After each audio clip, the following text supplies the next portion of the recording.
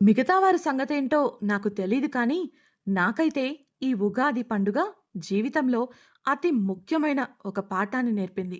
అదేంటంటారా? సుఖంగా ఉండండి, సంతోషంగా ఉండండి, సౌకర్యవంతంగా ఉన్నాయి అని అప్పుడప్పుడు వింటూ ఉంటాం కదా!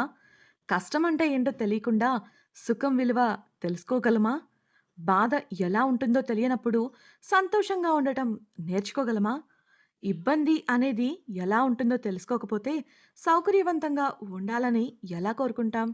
కాబట్టి లైఫ్‌లో కష్టాలొచ్చాయని ఏడుస్తూ కూర్చుంటే ఆ తరువాత వచ్చే ఆనందాన్ని అందుకోలేమని తెలుసుకున్నా. కాలంతో పాటు సాగిపోతున్నా. మీకు ఇలా ఎప్పుడైనా అనిపించిందా? అయితే కమెంట్స్‌లో చెప్పండి. అన్నట్లు మర్చిపోయాను. ఉగాది పర్వదిన శుభాకాంక్షలు. వీడియో చూసారు కదా! నా ఈ ఉగాది ఇలా గడిచింది. వీడియో నచ్చితే ఓ లైక్ ఇవ్వండి. బాయ్.